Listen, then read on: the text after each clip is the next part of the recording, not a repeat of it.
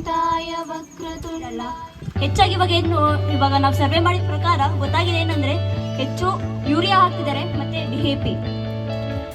ಇವಾಗ ಹಿಂದಿನ ಕಾಲದಲ್ಲೆಲ್ಲ ಏನು ಕೊಟ್ಟಿ ಗೊಬ್ಬರ ಹಾಕೋರು ಎಲ್ಲ ಹಾಕ್ತಿದ್ರು. ಈಗ ಬರೀ ರಾಸಾಯನಿಕ ಗೊಬ್ಬರ ಆಗಿದೆ. ಮತ್ತೆ ನಾವು ಹಿಂದಿನ ಕಾಲದ ಜನ ನೋಡಿದ್ರೆ ಎಷ್ಟು ಆರೋಗ್ಯವಾಗಿರ್ತಿರಲ್ಲ. ಈಗ ಕಾಲ ಕ್ರಮೇಣ ಆಗ್ತಿರೋಂಗೆ ಕಾಯಿಲೆಗಳು ಹೆಚ್ಚಾಗ್ತವೆ. ಹಂಗೆ ಕೂಡ ನಮ್ಮ ಮಣ್ಣಿನ ಆರೋಗ್ಯ ಬಗ್ಗೆ ಯಾರು ಚಿಂತೆ ಮಾಡ್ತಾರೆ ಇಲ್ಲ. ಹಿಂದಿನ ಕಾಲದಲ್ಲಿ ಕೊಟ್ಟಿಗೆ ಗೊಬ್ಬರ ಹಾಕೋರು, ಎರೆಹುಳ ಗೊಬ್ಬರ ಹಾಕೋರು.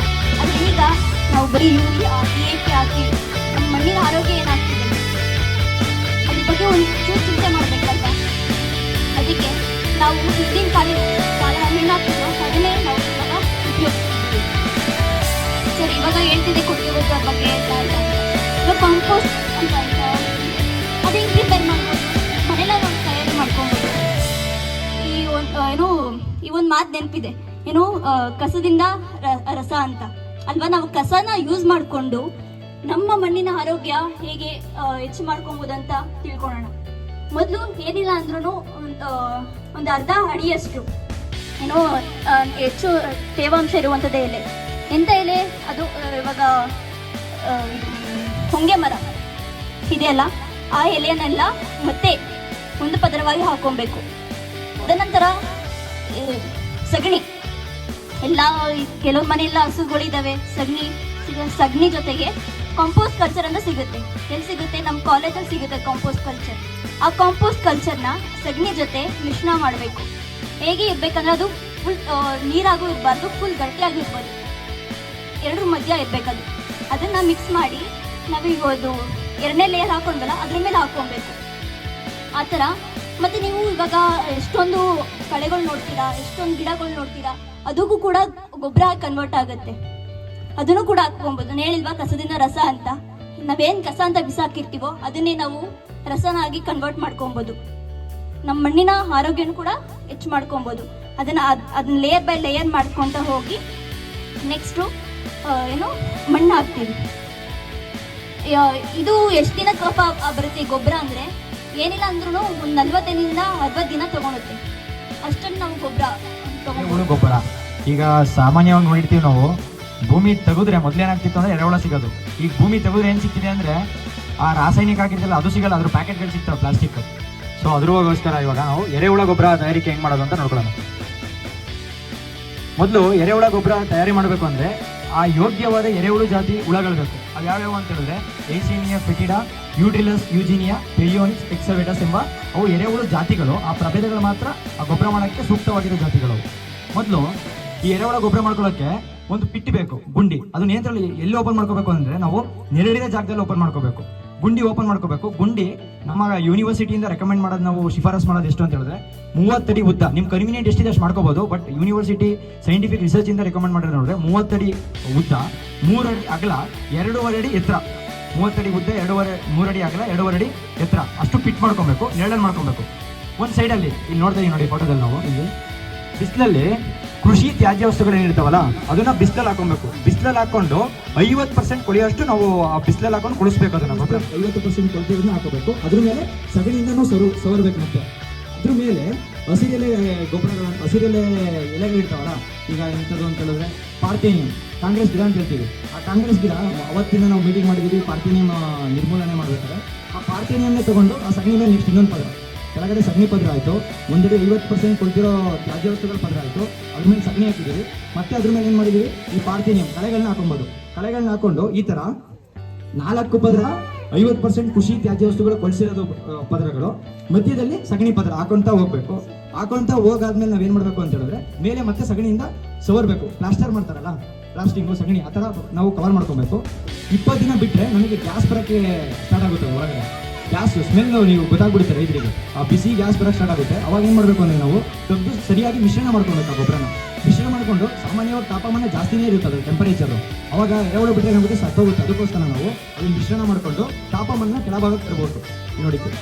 ಇಲ್ಲಿ ನೋಡಿ ಈ ತಾಪಮಾನ ಜಾಸ್ತಿ ಇದೆ, ನೆಕ್ಸ್ಟ್ ತಾಪಮಾನ ಕೆಳಗೆ ಮಿಶ್ರಣ ಮಾಡಿಕೊಂಡು ತಾಪಮಾನ ಕೆಳಗೆ ತಂದ್ಕೊಂಡಿದ್ದೀವಿ. ಇವಾಗ ಏನು ಮಾಡಬೇಕು ಅಂದರೆ ಹೋಗಿ ಅದಕ್ಕೆ ಎರೆಹುಳಗಳನ್ನ ಹಾಕಬೇಕು. ಈ ಎರೆಹುಳಗಳನ್ನ ಹಾಕಬೇಕು. ಸರಿ, ಎರೆಹುಳ ಎಲ್ಲಿ ಸಿಗುತ್ತೆ? ಕೃಷಿ ವಿಶ್ವವಿದ್ಯಾಲಯಗಳು ಇಲ್ಲೇ ಹೋಗಿ ಎರೆಹುಳ ಸಿಗುತ್ತೆ. 1 kg ಎರೆಹುಳ ಬಂದ್ಬಿಟ್ಟು ಬಂದ್ಬಿಟ್ಟು 650 ರೂಪಾಯಿ. ನಮ್ಮ GK ಐಟಲ್ ಸಿಗುತ್ತೆ 650 ರೂಪಾಯಿ. ಒಂದು ಹೇಳಿದ 30 ಅಡಿ ಉದ್ದ 3 ಅಡಿ ಅಗಲ ಆ ಪಿಟ್ಟಿಗೆ 1 ಪಿಟ್ಟಿಗೆ 2 kg ಎರೆಹುಳು ಹಾಕೊಂಡ್ರೆ ಸಾಕು. ಈ ಎರೆಹುಳು ಹಾಕೊಂಡಾದ್ಮೇಲೆ 2 ರಿಂದ 2.5 ತಿಂಗಳಿಗೆ ನಿಮ್ಮ ಗೊಬ್ಬರ ರೆಡಿ ಆಗುತ್ತೆ. ಈ ಗೊಬ್ಬರ ರೆಡಿ ಆಯಿತು, ಹುಳ ಎಲ್ಲ ಬಿಟ್ಟಿದ್ದೀರಾ, ಗೊಬ್ಬರನೂ ಸಿಕ್ಕಿದೆ ನಿಮಗೆ. ಈ ಗೊಬ್ಬರ ಹೆಂಗೆ ತಗೊಬೇಕು? ಯಾಕಂದ್ರೆ ಹುಳ ಇರ್ತಾವೆ ಅದರೊಳಗೆ, ನೀವು ಹಂಗೆ ತಗೊಳಕಲ್ಲ. ಅದೇನು ಮಾಡಬೇಕು ಅಂದರೆ ಜರಡಿ ಮಾಡಬೇಕು. ಜರಡಿ ಮಾಡಿದಾಗ ಹುಳ ಒಂದು ಕಡೆ ಸಪ್ರೇಟ್ ಆಗುತ್ತೆ, ಮತ್ತೆ ಗೊಬ್ಬರ ಒಂದು ಕಡೆ ಸಪ್ರೇಟ್ ಆಗುತ್ತೆ. ಈ ಎರೆಹುಳ ಗೊಬ್ಬರನ 1 ವರ್ಷದಿಂದ ನೀವು ಪ್ರಿಪೇರ್ ಮಾಡಿದ್ರೆ 1 ವರ್ಷ ತನಕ ನೀವು ಅದೇ ಗೊಬ್ಬರನ ಯೂಸ್ ಮಾಡ್ತಾ ಹೋಗ್ಬೋದು. ಮತ್ತು ಇದರಿಂದ ಮುಖ್ಯ ಬೆನಿಫಿಟ್ ಏನಪ್ಪ ನಮಗೆ ಅಂತ ಹೇಳಿದ್ರೆ, ಈಗ ಎರೆಹುಳು ಹಾಕೋದು ಅದು ಒಂದು ಗೊಬ್ಬರನೇ, ಯೂರಿಯಾ DAP ಹಾಕೋದು ಗೊಬ್ಬರನೇ. ಯೂರಿಯಾ DAP ಭೂಮಿಗೆ ಹಾಕಿದ್ರೆ ಕಳೆ ಅದ್ರ ಜೊತೆ ಬರ್ತಿದೆ, ಯೂರಿಯಾ DAP ಹಾಕಿದ್ರೆ ಕಳೆ ಜೊತೆ ಬರ್ತಿದೆ. ಬಟ್ ಎರೆಹುಳ ಗೊಬ್ಬರ ಏನು ಮಾಡುತ್ತೆ ಅಂದರೆ ಸ್ವಲ್ಪ ಮಟ್ಟಿಗೆ ಆ ಕಳೆ ಬರೋದನ್ನ ತಡೆಯುತ್ತೆ. ಯಾಕಂದರೆ ನೀವು ಆ ಗೊಬ್ಬರ ಪ್ರಿಪೇರ್ ಮಾಡಕ್ಕೆ ಹಾಕೋದೇ ಕಳೆಗಳನ್ನ ಹಾಕ್ತಿರಲ್ಲ, ಅದರಿಂದ ಸ್ವಲ್ಪ ಕಳೆಗಳನ್ನ ತಡೆಗಟ್ಬೋದು. ಮತ್ತು ಸಸ್ಯಕ್ಕೆ ಬೇಕಾಗಿರೋ ಪ್ರಚೋದಕಗಳನ್ನು ಇದು ಒದಗಿಸುತ್ತೆ. ಈಗ ನೀವೆಲ್ಲ ಯೂಮಿಕ್ ಆಸಿಡ್ ಯೂಸ್ ಮಾಡ್ತೀರಾ, ಸೇವಂತಿಗೆ, ಆ ಪ್ರಚೋದಕಗಳನ್ನು ಎರೆಹುಳ ಗೊಬ್ಬರ ನಿಮಗೆ ಪ್ರೊವೈಡ್ ಮಾಡುತ್ತೆ. ಏನಕ್ಕೆ ಅಂತ ಮತ್ತು ಎರೆಹುಳು ಗೊಬ್ಬರನ ಅತಿ ಹೆಚ್ಚಾಗಿ ಯಾರು ಯೂಸ್ ಮಾಡ್ತಿದ್ದಾರೆ ಅಂತ ಹೇಳಿದ್ರೆ ನರ್ಸರಿ, ಅದರಲ್ಲೂ ತರಕಾರಿ ಬೆಳೆಗಳನ್ನ ಬೆಳೆಯೋ ನರ್ಸರಿಗಳು, ಮತ್ತು ಈ ಭಾಗದಲ್ಲಿ ಹೂವಿನ ಬೆಳೆಗಳು ಬರೀತಾರಲ್ಲ ಅವರು ತುಂಬ ಈ ಎರೆಹುಳು ಗೊಬ್ಬರನ ಯೂಸ್ ಮಾಡ್ತಿದ್ದಾರೆ. ಇವಾಗ ಫಸ್ಟ್ ನೀವು ಮಾರ್ಕೆಟಿಂಗ್ ಲೆವೆಲ್ ಅಂದರೆ ಕಮರ್ಷಿಯಲ್ ಲೆವೆಲ್ಗೆ ಹೋಗೋಕ್ಕಿಂತ ಮುಂಚೆ ನಿಮ್ಮ ಮನೆ ಅಷ್ಟು ಎಷ್ಟು ಬೇಕು ಬೆಳ್ಕೊಂಡು ತಯಾರಿ ಮಾಡಿಕೊಂಡು ನೆಕ್ಸ್ಟ್ ನೀವು ಕಮರ್ಷಿಯಲ್ ಲೆವೆಲ್ಗೆ ಇಳಿಬೋದು. ಈ ಎರೆಹುಳು ಗೊಬ್ಬರ ಬಂದು 1 kg ನಮ್ಮ ಯೂನಿವರ್ಸಿಟಿಯಿಂದ 12 ರಿಂದ 13 ರೂಪಾಯಿ ಕೊಡ್ತಾ ಇದ್ದಾರೆ. ರೈತರಿಗೆ ತುಂಬ ಲಾಭದಾಯಕವಾಗಿರೋದು ಒಂದು ಎರೆಹುಳು ಗೊಬ್ಬರ, ರೈತರಿಗೆ ಲಾಭದಾಯಕವಾಗಿದೆ. ಮತ್ತು ನಾನು ಹೇಳಿದೆ ಪೆಟ್ ಪ್ರಿಪೇರ್ ಮಾಡ್ಕೊಬೇಕು ಅಂತ. ಈ ಪೆಟ್ ಪ್ರಿಪೇರ್ ಮಾಡ್ಬೇಕಾದ್ರೆ ನಾವು ಸಿಂಗಲ್ ತೊಟ್ಟಿ ಮಾಡೋ ಬದಲು 2 ಅಟ್ಯಾಚ್ ತೊಟ್ಟಿ, ಇಲ್ಲೊಂದು ತೊಟ್ಟಿ ಅಟ್ಯಾಚ್ ತೊಟ್ಟಿ ಮಾಡಿಬಿಟ್ಟು ಒಳಗಡೆ 3 ರಿಂದ 4 ರಂಧ್ರ ಮಾಡಿದ್ರೆ ಏನಾಗುತ್ತೆ ಅಂದರೆ ಈ ಎರೆಹುಳು ಬಿಟ್ಟರೆ ಈಕ್ವಲ್ ಅಂದರೆ ಸರಿ ಪ್ರಮಾಣದಲ್ಲಿ ಎರಡಕ್ಕೂ ಸ್ಪ್ರೆಡ್ ಆಗುತ್ತೆ. ಮತ್ತು ತೇವಾಂಶ, ನೀರು ಹಾಕ್ತಿರ್ತೀರಲ್ಲ, ತೇವಾಂಶನೂ ಈಕ್ವಲ್ ಆಗಿ ಸಮಪಾತದಲ್ಲಿ 2 ಬೆಡ್ಡಿಗೆ ಹೋಗ್ತಾ ಇರುತ್ತೆ. ಅದಕ್ಕೋಸ್ಕರ ಸಿಂಗಲ್ ಬೆಡ್ ಅನ್ನೋಕ್ಕಿಂತ ಅಟ್ಯಾಚ್ ಬೆಡ್ ಮಾಡಿದ್ರೆ ತುಂಬ ಸೂಕ್ತ. ಮತ್ತು ಇದಕ್ಕೆ ಸಂಬಂಧಪಟ್ಟ ವಿಡಿಯೋನ ನಾವು ಶೆಟ್ಟಿಗೆರೆ ರೈತರ ಸಂಘದಲ್ಲಿ ಶೇರ್ ಮಾಡಿದ್ದೀವಿ, ಅದನ್ನೊಂದ್ಸರಿ ನೋಡ್ಕೊಳ್ಳಿ. ನಿಮಗೆ ಏನೇ ಸಮಸ್ಯೆಗಳು ಬಂದರೂ ನಾವು ಹೇಳ್ತೀವಿ, ಮತ್ತು ನಮ್ಮ ಸೈಂಟಿಸ್ಟ್ಗಳಿದ್ದಾರೆ, ಅವರು ಆನ್ಸರ್ ಕೊಡ್ತಾರೆ. ಏನಾದರೂ ನಿಮಗೆ ಸಮಸ್ಯೆಗಳು ಬಂದರೆ ಕೇಳ್ಕೊಂಡು ಹೋಗುತ್ತೆ, ಅವು ಮಲ್ಟಿಪ್ಲೈ ಆಗ್ತಾ ಹೋಗುತ್ತೆ. ನೀವು ಇನ್ನೊಬ್ರು ರೈತರಿಗೂ ಸಹ ಅದನ್ನ ಕೊಡ್ಬೋದು, ಇಲ್ಲ ದುಡ್ಡುಗಾದ್ರೂ ಕೊಡ್ಬೋದು, ಇಲ್ಲ ನೀವು ಹಂಗೆ ಆದ್ರೂ ಕೊಡ್ಬೋದು. ಹೊರಗಡೆ ಎಲ್ಲ ಇದನ್ನೇ ಒಂದು ದೊಡ್ಡ ಬಿಸ್ನೆಸ್ ತರ ಮಾಡ್ಕೊಂಡ್ಬಿಟ್ಟಿದ್ದಾರೆ. ಒಂದು 700 ರೂಪಾಯಿ ಎಲ್ಲ ಮಾರ್ತಾರೆ. 350-400 ರೂಪಾಯಿ ಸಿಗೋಂತ ಎರೆಹುಳನ 650-700 ರೂಪಾಯಿಗೆ 800 ರೂಪಾಯಿಗೆಲ್ಲ ಮಾರ್ತಾರೆ. ಅಂದ್ರೆ ನೀವು ಇದು ಮುಖ್ಯವಾಗಿ ಹೇಳೋದು ಅಂತಂದ್ರೆ, ನೀವು ಏನ್ ವೇಸ್ಟ್ ಆಗಿ ಕಸ ಬಿಸಾಕ್ತಿದ್ದೀರೋ ಅದನ್ನ ಒಳ್ಳೆ ಎರೆಹುಳ ಗೊಬ್ಬರ ಮಾಡ್ಕೋಬಹುದು ಅನ್ನೋದು ಒಂದು ಉದ್ದೇಶ ಮೇನ್ ಮುಖ್ಯವಾಗಿ. ನೀವು ನಿಮ್ಮ ಜಮೀನುಗಳಲ್ಲಿ ಒಂದು ಸುಮ್ಮನೆ ತೊಟ್ಟಿನ ಕಟ್ಟಿಸ್ಬಿಟ್ಟು ಏನು ವೇಸ್ಟ್ ಸಿಗುತ್ತೆ ಅದನ್ನು ತಗೊಂಡು ಮಾಡಿದ್ರೆ ನಿಮ್ಗೆ ಜಮೀನಿಗಾಗಷ್ಟು ಗೊಬ್ಬರನ ನೀವೇ ತಯಾರು ಮಾಡ್ಕೋಬೋದು. ಯಾಕಂದರೆ ಏನೀಗ ಕೊಟ್ಟಿಗೆ ಗೊಬ್ಬರ ಎಲ್ಲ ಇದರಿಂದ ತೊಗೊಂಬಂದು ಹಾಕ್ತಿರಲ್ವ ಟನ್ಗಟ್ಟಲೆ, ಅದು 20 ಟನ್ ಹಾಕೋಬೇಕು. ನಿಮ್ಗೆ ಎರೆಹುಳ ಗೊಬ್ಬರ ಮಾಡಿದ್ರೆ ಒಂದು 8 ರಿಂದ 10 ಟನ್ ಹಾಕಿದ್ರೆ ಸಾಕು. ಅಷ್ಟು ಅದರಲ್ಲಿ ಪೋಷಕಾಂಶಗಳಿರುತ್ತೆ. ನೀವೇನು ಹೊರಗಡೆಯಿಂದ ತೊಗೊಂಬರೋದ್ರಲ್ಲಿ ಮಂಡಿ ಇರುತ್ತೆ ಅಲ್ವ ಸರ್ ಜಾಸ್ತಿ. ನೀವೇನು ಹೊರಗಡೆಯಿಂದ ತಂದರೆ ಎಲ್ಲ ಮಣ್ಣೇ ಇರುತ್ತೆ. ಅದೇ ನೀವೇ ತಯಾರು ಮಾಡ್ಕೊಂಡ್ರೆ 1 ಟನ್, ಒಂದು ತೊಟ್ಟಿಯಲ್ಲಿ ಸುಮಾರು 1 ಟನ್ ಅಷ್ಟು ನೀವು ಇದನ್ನ ಗೊಬ್ಬರನ ತಯಾರು ಮಾಡ್ಕೋಬಹುದು. ಆ ಥರ ನೀವು 1.5-2 ತಿಂಗಳಿಗೆ ರಿಪೀಟ್ ಮಾಡ್ತಾನೇ ಇರ್ಬೋದು. ನೀವು ಏನು ಎಲೆ ಉದುರಿರುತ್ತೋ ಅದನ್ನೆಲ್ಲ ತಗೊಂಡೋಗಿ ಹಾಕ್ಬೋದು.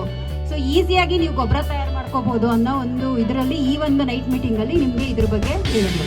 ಆಮೇಲೆ ಇವಾಗ ಇದು ಬೇಗ ಕೊಳೆಯೋದಕ್ಕೆ ಏನಂತಂದ್ರೆ ನಮ್ಮಲ್ಲಿ ಕಾಂಪೋಸ್ಟ್ ಕಲ್ಚರ್ ಅಂತ ಸಿಗುತ್ತೆ. 1 kg 1 ಟನ್ಗೆ ಆ ಪೌಡರ್ ತರ ಇರುತ್ತೆ. ಅದನ್ನ ಸಗಣಿಯಲ್ಲಿ ಮಿಕ್ಸ್ ಮಾಡಿಬಿಟ್ಟು ಅದನ್ನ ಮಿಕ್ಸ್ ಮಾಡಿಬಿಟ್ರೆ 45 ರಿಂದ 60 ದಿನ ಮ್ಯಾಕ್ಸಿಮಮ್ ಕೊಳ್ತೋಗುತ್ತೆ. ಆಮೇಲೆ ನಿಮಗೆ ಇವಾಗೆಲ್ಲ ಆನ್ಲೈನ್ ಎಲ್ಲ ಅಮೆಝಾನ್ ಇದರಲ್ಲೆಲ್ಲ ಬಯೋಸಿಟಿಯವರು ಒಂದು ವೇಸ್ಟ್ ಕಂಪೋಸರ್ ಅಂತ ಮಾಡಿದ್ದಾರೆ. ನೀವೇನಿಗೆ ಜೀವಾಮೃತ ಅಂತೆಲ್ಲ ಹೇಳಿದ್ರಲ್ಲ, ಆ ಜೀವಾಮೃತ ಥರನೇ ಅದನ್ನು ತಯಾರು ಮಾಡುವಂಥದ್ದು. ಆ ವೇಸ್ಟ್ ಕಂಪೋಸರಲ್ಲಿ ಅದರಲ್ಲಿ ಒಂದು 10 ಗ್ರಾಮ್ ಅಷ್ಟು ಕಲ್ಚರ್ ಇರುತ್ತೆ. ನೀವೇನಂತಂದರೆ ಒಂದು 200 ಲೀಟ್ರ್ ಡ್ರಮ್ಗೆ 2 kg ಬೆಲ್ಲನ ಹಾಕ್ಬಿಟ್ಟು ಅದನ್ನು ಚೆನ್ನಾಗಿ ಕರಗಿಸ್ಬಿಟ್ಟು ಏನು ವೇಸ್ಟ್ ಇದಿದೆ ಅದನ್ನು ಹಾಕ್ಬಿಟ್ಟು ಬೆಳಗ್ಗೆ ಸಾಯಂಕಾಲ ತಿರುಗಿಸ್ಬೇಕು. ಒಂದು 5 ರಿಂದ 6 ಸರಿ ತಿರುಗಿಸಿ ಅದ್ರ ಮೇಲೆ ನೀಟಾಗಿ ಗೋಣಿ ಚೀಲನ ಅಥವಾ ಇದನ್ನು ಮುಚ್ಚಿಬಿಟ್ಟು ಇಟ್ಬಿಡ್ಬೇಕು. ಅದನ್ನು ಇಟ್ಟು ನೀವು 1 ವಾರ ಆದಮೇಲೆ ಅದನ್ನು ಕಾಂಪೋಸ್ಟ್ ತಯಾರು ಮಾಡೋದಕ್ಕಾದ್ರೂ ಉಪಯೋಗ ಮಾಡ್ಬೋದು. ಇಲ್ಲ ನೀವೇನು ಜೀವಾಮೃತ ಅಂತ ಹೇಳಿದ್ರಲ್ವಾ, ಅದನ್ನು ಸಹ ಅದೇ ರೀತಿನೇ ಗಿಡಗಳಿಗೆ ಡ್ರಿಪ್ ಮುಖಾಂತರನೋ ಅಥವಾ ನೀರು ಹರಿಸಂಗಿದ್ರೆ ನೀರು ಹರಿಸೋ ಮುಖಾಂತರನೂ ಸಹ ಅದನ್ನು ಸಹ ಕೊಡ್ಬೋದು. ಅಂದರೆ ಇವತ್ತಿನ ಮುಖ್ಯ ಉದ್ದೇಶ ಏನಂದರೆ ಈ ಮಕ್ಕಳದು ನಿಮಗೆ ವೇಸ್ಟ್ನ ಅಲ್ಲಲ್ಲಿ ಬಿಸಾಕಿರೋದನ್ನ ತಗೊಂಡು ಒಳ್ಳೆ ಎರೆಹುಳ ಗೊಬ್ಬರ ಮಾಡಿ ಅನ್ನೋದನ್ನ ನಿಮಗೆ ಇವತ್ತು ಮಾಹಿತಿ ಕೊಡ್ತೀವಿ. ಆಮೇಲೆ ನೀವು ಈಗ ಹಸುಗಳದ್ದು ಇದನ್ನೆಲ್ಲ ತಗೊಂತೀರಲ್ವಾ, ಬೆಳಗ್ಗೆ ಎದ್ದ ತಕ್ಷಣ ಏನು ಮಾಡ್ತೀವಿ, ತೆಗೆದು ತಿಪ್ಪೆಗೆ ಹಾಕ್ತೀರಾ.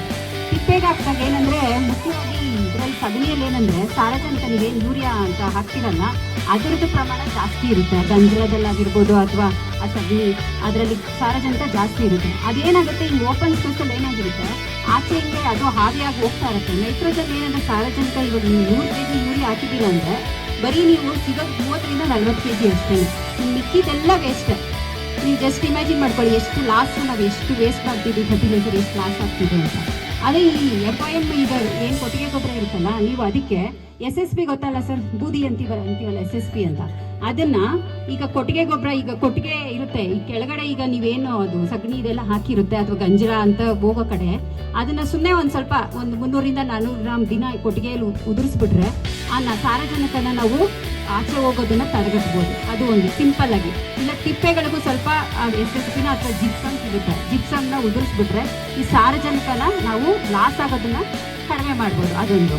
ಇನ್ನೊಂದು, ನೀವು ಗಂಜಲದಿಂದ ನ್ಯಾಚುರಲ್ ಯೂರಿಯಾ ಅಂತ ನೀವೇ ತಯಾರು ಮಾಡ್ಕೋಬೋದು. ಏನಂತಂದ್ರೆ ಈಗ ಕೊಟ್ಟಿಗೆ ಇದರಿಂದ ಗಂಜಲ ಬರುತ್ತಲ್ವಾ, ಅದನ್ನ ಒಂದು ಡ್ರಮ್ಗೆ ಕಲೆಕ್ಟ್ ಮಾಡಿಬಿಟ್ಟು ಮರಳು ಸಿಗುತ್ತಲ್ವ, ಮರಳನ್ನ ಅದರಲ್ಲಿ ಹಾಕಿ ಬಿಟ್ಬಿಡ್ಬೇಕು.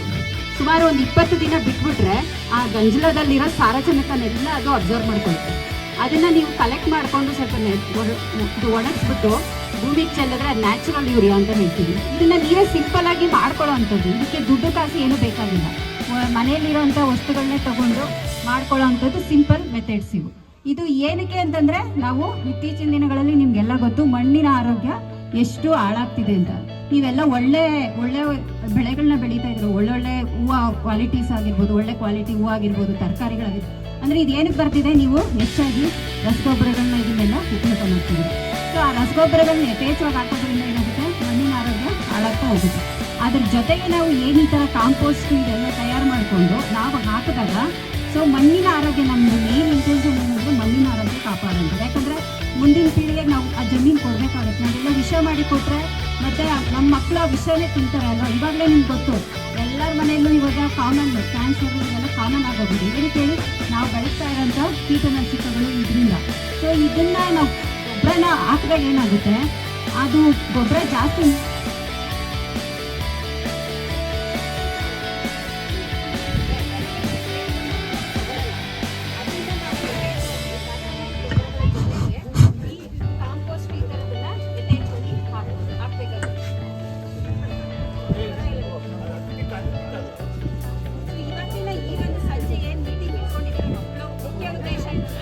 ಮಣ್ಣಿನ ಆರೋಗ್ಯನ ಕಾಪಾಡ್ಕೊಳ್ಳಿ.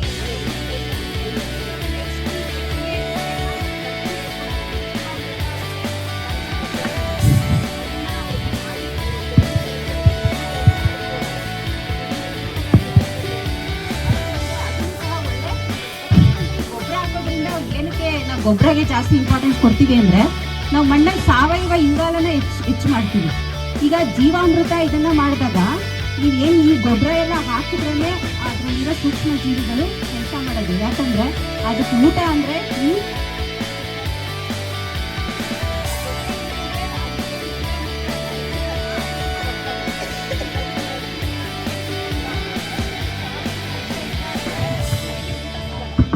ಮೇನ್ ಊಟ ಸಿಗೋದು ಈ ಅರ್ಧಂಬರ್ಧ ಕೊಳ್ತಿರೋ ಎಲೆಗಳಿಂದ. ಅದನ್ನ ತಿಂದು ಅವು ಇದು ಜಾಸ್ತಿ ಇದ್ದಾಗ ಅವು ಆಟೋಮೆಟಿಕ್ ಆಗಿ ಚೆನ್ನಾಗಿ ಇನ್ಕ್ರೀಸ್ ಆಗುತ್ತೆ. ಅದಕ್ಕೆ ನಾನು ಈ ಒಂದು ನೈಟ್ ಮೀಟಿಂಗ್ ಅಲ್ಲಿ ಏನು ಹೇಳೋದು ಅಂದರೆ, ಹೆಚ್ಚಾಗಿ ನಿಮ್ಮ ಜಮೀನುಗಳಲ್ಲಿ ಎರೆಹುಳ ಗೊಬ್ಬರನ ತಯಾರು ಮಾಡಿಕೊಂಡು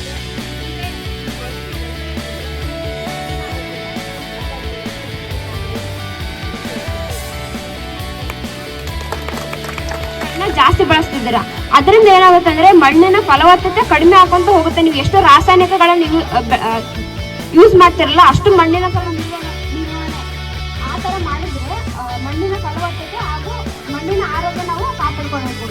ಮೊದಲು ಈ ಸಸ್ಯಗಳಲ್ಲಿ ಅಂದ್ರೆ ಈಗ ಅಗತ್ಯವಾದ ಪೋಷಕಾಂಶಗಳು ಯಾವ್ಯಾವ, ಸಾರಜನಕ ಏನಿದೆಯಲ್ಲ ಅದು ಚಲನೆ ಅಂದ್ರೆ ತುಂಬಾ ಚಲನೆ ಹಾಕಿದ್ರೆ ಪ್ಲಾಂಟ್ ಅನ್ನು ಬೇಗ ತಗೊಳ್ಳೋದ್ರಿಂದ ಚಲನೆ ತುಂಬ ಸ್ಪೀಡ್ ಇರೋದ್ರಿಂದ ಅದು ಲೀಚಿಂಗ್ ಲಾಸಾಗಿ ಹೋಗ್ತಿರ್ತೈತೆ. ಅವಾಗ ಏನು ಮಾಡಬೇಕು, ಆ ಸಸ್ಯಗಳಲ್ಲಿ ಲೀಚಿಂಗ್ ಲಾಸ್ ಹೋಗೋದ್ರಿಂದ ಈ ಎಣ್ಣೆಯನ್ನು ಹಾಕಂಜಕ ಅದು ಬೆಳೆಗಳಿಗೆ ಅಂದರೆ DAPಯಲ್ಲಿ 18% ನೈಟ್ರೋಜನ್ ಮತ್ತು 46% P ಇರುತ್ತೆ. ಈಗ P ಏನು ಹಾಕ್ತಿದ್ರೆ ಕಾಂಡ ಮತ್ತು ಬೇರುಗಳ ಬೆಳೆದ್ರಂತ ಹೆಲ್ಪ್ ಅದು ಸಹಾಯ ಮಾಡುತ್ತೆ. ಅಂದರೆ ಅದು ಈ ಸಸ್ಯದಲ್ಲಿ ಶುರುವಾಗಿ ಏನು ಬೆಳೆ ಹಾಕ್ತಿರ್ತಾರೆ ಇರ್ತಾವಲ್ಲ ಆ ಸಮಯದಲ್ಲಿ ಬೇರುಗಳು ಮತ್ತು ಕಾಂಡಗಳನ್ನ ಅದನ್ನ ಅಂದ್ರೆ ಸದೃಢ ಮಾಡೋಕೆ ನೀವು ಪಿ ಅನ್ನು ಹಾಕಬೇಕು. ಒಂದ್ ವೇಳೆ ಅದು ಕೊರತೆ ನೀವು ಏನಾದ್ರೂ ಪೀಗ ಕಡಿಮೆ ಆಗ್ತೀರ ಅಂತ ಹೇಳ್ಕೊಳ್ಳಿ, ಅವಾಗ ಏನಾಗುತ್ತೆ ಎಲೆಗಳಲ್ಲಿ ನೇರಳೆ ಬಣ್ಣ ಬರೋಕ್ ಸ್ಟಾರ್ಟ್ ಆಗುತ್ತೆ. ಅದು ಅದ್ರ ತೊಂದರೆ. ಮತ್ತೆ ಇನ್ನ ಕೆ ಅಂದ್ರೆ ಪೊಟ್ಯಾಷಿಯಂ ಬಂದ್ರೆ ಅದು ಏನ್ ಮಾಡ್ತಂದ್ರೆ ಈಗ ನಾವು ಏನ್ ಮಾಡ್ತೀವಿ ಅಂದ್ರೆ DAP ಹಾಕ್ತಿರಲ್ಲ ಇವಾಗ DAP ಅಂದ್ರೆ ಕೆ. ಆದ್ರಿಂದ ನೀವೇನ್ ಎನ್ ಮತ್ತೆ ಪಿ ಅಂದ್ರೆ ಪ್ರತಿಯೊಂದು ಬೆಳೆಗೆ ಈ ಪೋಷಕಾಂಶಗಳು ಶಿಫಾರಸು ಮಾಡಿರ್ತಾರಲ್ಲ ಅದೇ ಪ್ರಕಾರ ನೀವು ಪೋಷಕಾಂಶಗಳನ್ನು ಹಾಕೊತಾ ಹೋಗ್ಬೇಕು. ಈಗ ಅದೇ ರೀತಿಯಾಗಿ ಇನ್ನು ಬೇರೆ ಉಳಿದಂತ ಮ್ಯಾಕ್ರೋನ್ಯೂಟ್ರಿಯೆಂಟ್ಸ್ ಅಂದ್ರೆ ಕ್ಯಾಲ್ಸಿಯಂ ಆಗಿರ್ಬೋದು, ಸಲ್ಫರು, ಮ್ಯಾಗ್ನೀಷಿಯಂ. ಕ್ಯಾಲ್ಸಿಯಮ್ಮು ಮೊದಲದ್ದು ಕೋಶಗಳ ಗೋಡೆ ದಪ್ಪ ಮಾಡುತ್ತೆ. ಒಂದ್ ವೇಳೆ ಅದ್ರದ್ದು ಡೆಫಿಷಿಯನ್ಸಿ ಅಂದ್ರೆ ಅದನ್ನ ನೀವು ಕಡಿಮೆ ಹಾಕಿದ್ರೆ ಏನಾಗುತ್ತೆ ಅಂದ್ರೆ ಈ ಟೊಮೆಟೊ ಅಲ್ಲಿ ಬ್ಲಾಸಮ್ ಅಂಡ್ ರಾಟ್ ಅಂತ ಬರುತ್ತೆ. ನೆಕ್ಸ್ಟ್ ಸಲ್ಫರ್ ಇದು ಅಂದ್ರೆ ಎಣ್ಣೆ, ಈಗ ಗ್ರೌಂಡ್ ನಟ್ ಅಂದ್ರೆ ಶೇಂಗಾ ಅಲ್ಲಿ ಏನ್ ಇರ್ತೈತಲ್ಲ ಎಣ್ಣೆ ಏನ್ ಬರುತ್ತಲ್ಲ ಗ್ರೌಂಡ್ ನಟ್ ಅಲ್ಲಿ ಅದಕ್ಕೆ ಮೇನ್ ಕಾರಣ ಅಂದ್ರೆ ಅದು ಸಲ್ಫರ್ ಏನ್ ಮಾಡ್ತಂದ್ರೆ ಎಣ್ಣೆ ಅಂದ್ರೆ ತೈಲ ನಿರ್ವಹಣೆ ಮಾಡ್ತಾ ಇದೆ. ಮ್ಯಾಗ್ನೀಷಿಯಂ ಇದು ಕ್ಲೋರೋಫಿಲ್ ಅಂದ್ರೆ ಎಲೆ ಏನು ಹಸಿರುವಾಗಿರುತ್ತಲ್ಲ ಅದು ಕ್ಲೋರೋಫಿಲ್ ನ ಕೇಂದ್ರಾಣು ಮ್ಯಾಗ್ನೀಷಿಯಂ. ಈಗ ಒಂದ್ ವೇಳೆ ಮ್ಯಾಗ್ನೀಷಿಯಂ ಕೊರತೆ ಆದ್ರೆ ಏನಾಗುತ್ತೆ ಅಂದ್ರೆ ಈಗ ಎಲೆಗಳಲ್ಲಿ ಅಂದ್ರೆ ಕೆಂಪು ಭಾಗ ಅಂದ್ರೆ ಕೆಂಪು ಪ್ಯಾಚ್ಗಳಾಗಿ ಕಾಣುತ್ತೆ, ಅದು ಮ್ಯಾಗ್ನೀಷಿಯಂ ಕೊರತೆಯಿಂದ ಆಗಿರುತ್ತದೆ. ಇನ್ನು 4 ಅಂದ್ರೆ ನಾನು ಈಗ ಹೇಳಿದ ಮೈಕ್ರೋ ನ್ಯೂಟ್ರಿಯೆಂಟ್ಸ್ ಅಂತ ಬರುತ್ತೆ. ಈಗ ನಮ್ಮ ಭಾರತೀಯ ಮಣ್ಣುಗಳಲ್ಲಿ ನೋಡೋದಾದ್ರೆ ಜಿಂಕ್, ಬೋರಾನು ಮತ್ತೆ ಐರನ್ ಈ 3 ಕೊರತೆಗಳು ಜಾಸ್ತಿ ಕಾಣ್ತಾ ಹೋಗುತ್ತೆ. ಅದಕ್ಕೆ ಈಗ ಮೊದಲು ನೋಡೋದಾದ್ರೆ ಜಿಂಕ್ ಅಂದ್ರೆ ಸತ್ತು. ಇದರ ಒಂದ್ ವೇಳೆ ನೀವು ಇದೇನ್ ಮಾಡ್ತಂದ್ರೆ ಹಾರ್ಮೋನ್ಗಳ ಉತ್ಪಾದನೆ ಇದು ಒಂದ್ ವೇಳೆ ಕಡಿಮೆ ಆದ್ರೆ ಏನಾಗುತ್ತೆ, ಜಿಂಕ್ ಕಡಿಮೆ ಆದ್ರೆ ಅದು ಎಲೆಗಳಲ್ಲಿ ಅಂದ್ರೆ ಈಗ ಬ್ರಾಂಜಿಂಗ್ ಅಂತ ಬರುತ್ತೆ. ಬ್ರಾಂಜಿಂಗ್ ಅಂದ್ರೆ ರಸ್ಟ್ ತರ, ಈಗ ಏನು ತುಕ್ಕು ಹಿಡಿಯೋದಂತ ಅದರಲ್ಲ ಆ ತರ ಇರುತ್ತೆ. ಎರಡನೇದ್ದು ಬೋರಾನ್ ಏನ್ ಮಾಡುತ್ತೆ ಅಂದ್ರೆ ಅದರಲ್ಲಿ ಅಂದ್ರೆ ಪಾಲಿನೇಷನ್ಗೆ ಹೆಲ್ಪ್ ಮಾಡುತ್ತೆ ಬೋರಾನು. ಅದು ಒಂದ್ ವೇಳೆ ಬೋರಾನ್ ಕಡಿಮೆ ಆದ್ರೆ ಏನಾಗುತ್ತೆ ಅಂದ್ರೆ ಈಗ ನೀವು ದಾಳಿಂಬೆ ಬೆಳಿತೀರಲ್ಲ ಆ ದಾಳಿಂಬೆಗಳಲ್ಲಿ ಈಗ ಹಣ್ಣು ಸೀಳುದು ಜಾಸ್ತಿ ಆದ್ರೆ ಅದು ಬೋರಾನ್ ಡೆಫಿಷಿಯನ್ಸಿಂದ ಅಂತ ಅರ್ಥ. 4ನೇದು ಏನಂದ್ರೆ ಐರನ್ ಒಂದ್ ವೇಳೆ ಇದು ಐರನ್ ಯಾಕೆ ಇಂಪಾರ್ಟೆಂಟ್ ಅಂದ್ರೆ ಇದು ಕ್ಲೋರೋಫಿಲ್ ಕಂಟೆಂಟ್ ಮೇನ್ ಅಣು. ಒಂದ್ ವೇಳೆ ಅದು ಕಡಿಮೆ ಆದ್ರೆ ಏನಾಗುತ್ತೆ ಅಂದ್ರೆ ಇಂಟರ್ವೆನಲ್ ಕ್ಲೋರೋಸಿಸ್ ಅಂತ ಬರುತ್ತೆ ಎಲೆಗಳಲ್ಲಿ. ಅದು ಅಂದ್ರೆ ಹಳದಿ ಬಣ್ಣದಲ್ಲಿ ಕಾಣುತ್ತೆ ಈ ತರ. ಇನ್ನು ಈಗ ಮಣ್ಣಿನ ಪೋಷಕಾಂಶಗಳ ಬಗ್ಗೆ ಹೇಳಿದೆ. ಮಣ್ಣಿನ ರಸಸಾರ ಅಂದ್ರೆ ಸಾಯಿಲ್ pH ಅಂತ ಅರ್ಥ. ಸಾಯಿಲ್ pH ಇದು ಯಾಕೆ ಇಂಪಾರ್ಟೆಂಟ್ ಆಗುತ್ತೆ ಅಂದ್ರೆ ಸಸ್ಯಗಳಿಗೆ ಈ ಮಣ್ಣಿನಿಂದ ಬೇರುಗಳಿಗೆ ಅಂದ್ರೆ ಯಾವ್ಯಾವ ಪೋಷಕಾಂಶಗಳು ಸಿಗುತ್ತೆ ಅನ್ನೋದು ರಸಸಾರನೇ ಡಿಸೈಡ್ ಮಾಡ್ತಿರುತ್ತೆ. ಅದಕ್ಕಾಗಿ ಮಣ್ಣಿನ ರಸಸಾರ ಬಹಳ ಮುಖ್ಯ ಆಗುತ್ತೆ. ಈಗ ಅಂದ್ರೆ ನಾವು ಬೆಳೆಗಳಿಗೆ ಎಷ್ಟು ಮಣ್ಣಿನ ರಸಸಾರ ಇರಬೇಕು, ಯಾವ್ದು ನಾವು ಅಂದ್ರೆ ಐಡಿಯಲ್ ಅಂತ ಕನ್ಸಿಡರ್ ಮಾಡ್ಬೇಕಂದ್ರೆ 6.5 to 7.5 pH ಇರ್ಬೇಕು. ಆ ಮಣ್ಣನ್ನು ನಾವು ಬೆಳೆಗಳನ್ನ ಬೆಳ್ಕೊಳ್ಳೋಕೆ ಯೂಸ್ ಮಾಡ್ಕೋಬಹುದು. ಈಗ ಒಂದ್ ವೇಳೆ ಮಣ್ಣಿನ pH ಅಂದ್ರೆ ರಸಸಾರ 0 ಇಂದ 6 ಮಟ್ಟ ಇದ್ರೆ ಅದನ್ನ ನಾವು ಆಸಿಡ್ ಸಾಲ್ಟ್ ಅಂತ ಕರಿತೀವಿ, ಅಂದ್ರೆ ಆಮ್ಲೀಯ. ಒಂದು ವೇಳೆ 7 ಇದ್ರೆ ಅದನ್ನ ನ್ಯೂಟ್ರಲ್ ಅಂತ ಕರಿತೀವಿ. 7 ರಿಂದ 14 ಇದ್ರೆ ಅದನ್ನ ಆಲ್ಕಲೈನ್ pH ಅಂತ ಕರಿತೀವಿ. ಈಗ ಅದೇ ರೀತಿಯಾಗಿ ಮಣ್ಣು ಅಂದ್ರೆ ಎಸಿಡಿಕ್ ಇರುತ್ತಲ್ಲ ಅದನ್ನ ಹೆಂಗ ನಾವು ನಿರ್ವಹಣೆ ಮಾಡ್ಕೋಬೇಕು ಅಂದ್ರೆ ಅದನ್ನ ನಾವು ಅಗ್ರಿಕಲ್ಚರ್ ಲೈನ್ ಅಂತ ಹಾಕ್ತೀವಿ, ಅಂದ್ರೆ ಕ್ಯಾಲ್ಸಿಯಂ ಕಾರ್ಬೋನೇಟ್ ಹಾಕೋಬೇಕು. ಅದನ್ನ ಎಷ್ಟು ಪ್ರತಿ ಎಕರೆಗೆ ಎಷ್ಟು ಹಾಕೋಬೇಕಂದ್ರೆ 1 ರಿಂದ 2 ಟನ್ ಅಷ್ಟು ಹಾಕೋಬೇಕು. ಅದೇ ರೀತಿಯಾಗಿ ಜಿಪ್ಸಮ್ ಅಂದ್ರೆ ಸೋಡಿಯಂ ಅಂದ್ರೆ ಸೋಡಿಯಂ ಕಂಟೆಂಟ್ ಜಾಸ್ತಿ ಇರುತ್ತಲ್ಲ ಆ ಸಾಯಿಲ್ಗಳಲ್ಲಿ, ಅದ್ರ ಸಲುವಾಗಿ ನೀವೇನಾದ್ರೂ ಜಿಪ್ಸಮ್ ಹಾಕೊಂಡ್ರೆ ಆ ಸೋಡಿಯಂ ಕಂಟೆಂಟ್ ನ ಕಡಿಮೆ ಮಾಡ್ಕೊಂಡು ಹೋಗುತ್ತದೆ. ಜಿಪ್ಸಮ್ ಎಷ್ಟು ಹಾಕ್ಬೇಕು ಪ್ರತಿ ಎಕರೆಗೆ ಅಂದ್ರೆ 1 ರಿಂದ 3 ಟನ್ ಅಷ್ಟು ಹಾಕ್ಬೇಕು. ಈಗ ನಾನು ಪೋಷಕಾಂಶಗಳ ತೊಂದರೆ ಹೇಳಿದೆ. ಈ ಮೊದಲನೇದಂದ್ರೆ ನೈಟ್ರೋಜನ್ ಕೊರತೆ ಬಂದ್ರೆ ಏನ್ ಮಾಡ್ಬೇಕು, ಅದನ್ನ 0.5% ಅಂದ್ರೆ 5 ಗ್ರಾಮ್ ಅಷ್ಟು ಯೂರಿಯಾನ ಪರ್ ಲೀಟರ್ ನೀರಿನಲ್ಲಿ ಹಾಕೊಂಡು ನೀವು ಬೆಳೆಗಳಿಗೆ ಹಾಕ್ಬಹುದು. ಅಂದ್ರೆ ಅದೇ ಈಗ ಪಿ ಕೊರತೆ ಆದ್ರೆ ಅಂದ್ರೆ ರಂಜಕ ಕೊರತೆ ಆದ್ರೆ DAP ಮೂಲಕ ಹಾಕೋಬಹುದು. ನೆಕ್ಸ್ಟ್ ಕೆ ಕೊರತೆ ಆದ್ರೆ ಅದು ಅಷ್ಟೇ 0.5% ಕೆ ಹಾಕೋಬೇಕಂದ್ರೆ ಸಲ್ಫೇಟ್ ಆಫ್ ಪೊಟ್ಯಾಶ್ ಹಾಕೋಬೇಕು. ನೆಕ್ಸ್ಟ್ ಬೋರಾನ್ ಡೆಫಿಷಿಯನ್ಸಿ ಆದ್ರೆ ಬೊರಾಕ್ಸ್ ಅಂತ ಬರುತ್ತೆ, ಅದು 0.1% ಬೊರಾಕ್ಸ್ ಹಾಕೋಬೇಕು.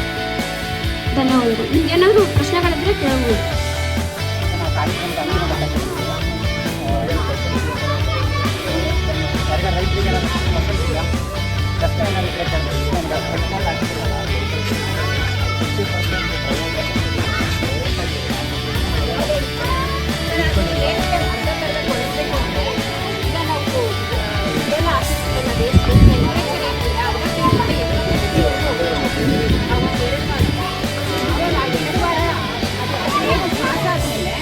ತಿರುಗಿಸ್ಬಿಟ್ಟು ಹುಳ ಬಿಟ್ರೆ ಅವು ಬದುಕುತ್ತೆ. ಹೈ ಟೆಂಪ್ರೇಚರಲ್ಲಿ ಏನಾಗುತ್ತೆ, ಅವು ತುಂಬ ಸೆನ್ಸಿಟಿವ್ ಇರುತ್ತೆ ಎರೆಹುಳ. ನಾವು ಆ ಟೈಮಲ್ಲಿ ಬಿಟ್ಟರೆ ಸತ್ತೋಗುತ್ತೆ. ಅದಕ್ಕೆ 50% ಡಿಕಂಪೋಸಿಷನ್ ಆಗುತ್ತೆ ಅಂತ ಹೇಳ್ತೀವಿ. ರಾಮೇಗೌಡ ಅಂತ ಬೆಳೆ ಶರೀರ ಕ್ರಿಯಾಶಾಸ್ತ್ರದ ವಿಜ್ಞಾನಿ. ನಮ್ಮ ಹುಡುಗರು ಇಲ್ಲಿಗೆ ಬಂದಿರೋ ಮುಖ್ಯ ಉದ್ದೇಶ ಏನು ಅಂತ ಗೊತ್ತಾ ನಿಮಗೆ? ಅಲ್ಲ, ಫಸ್ಟು ಅವ್ರು ಇಲ್ಲಿಗೆ ಬಂದಿರುವಂಥ ಮುಖ್ಯ ಉದ್ದೇಶ, ನಾವು ಕೊನೆಯ ವರ್ಷದ ವಿದ್ಯಾರ್ಥಿಗಳು ಕೃಷಿ ವಿಶ್ವವಿದ್ಯಾಲಯದಲ್ಲಿ ರೈತರಿಂದ ಕಲ್ತ್ಕೊಳ್ಳೋಕ್ಕೆ ಬಂದಿದ್ದಾರೆ. ಸಾಕು ಭಾಗಿಯಾದ ಡಾಕ್ಟರ್ ಗಣೇಶ್ ಮೂರ್ತಿ ಸರ್ ಅವರಿಗೆ ಹೃತ್ಪೂರ್ವಕ ಧನ್ಯವಾದಗಳನ್ನು ತಿಳಿಸ್ತೀನಿ. ಹಾಗೂ ಡಾಕ್ಟರ್ ರಿಜ್ವಾನ್ ಸರ್ ಅವರಿಗೂ ಧನ್ಯವಾದಗಳನ್ನು ತಿಳಿಸ್ತೀನಿ. ಹಾಗೂ ಡಾಕ್ಟರ್ ರಾಮೇಗೌಡ ಸರ್ಗೂ ಧನ್ಯವಾದಗಳನ್ನು ತಿಳಿಸ್ತೀನಿ. ಹಾಗೂ ಡಾಕ್ಟರ್ ಗಾಯತ್ರಿ ಮೇಡಮ್ ಇವರಿಗೂ ಕೂಡ ಧನ್ಯವಾದಗಳನ್ನು ತಿಳಿಸ್ತೀನಿ. ಹಾಗೂ ಈ ಸಭೆಯಲ್ಲಿ ಭಾಗಿಯಾದ ಊರಿನ ಗ್ರಾಮಸ್ಥರು ಎಲ್ಲರಿಗೂ ಧನ್ಯವಾದಗಳನ್ನು ತಿಳಿಸ್ತೇನೆ. ಹಾಗೂ ಸಭೆಯಲ್ಲಿ ಭಾಗಿಯಾದ ಎಲ್ಲ ವಿದ್ಯಾರ್ಥಿಗಳಿಗೂ ಧನ್ಯವಾದಗಳನ್ನು ತಿಳಿಸ್ತೀನಿ. ಧನ್ಯವಾದಗಳು.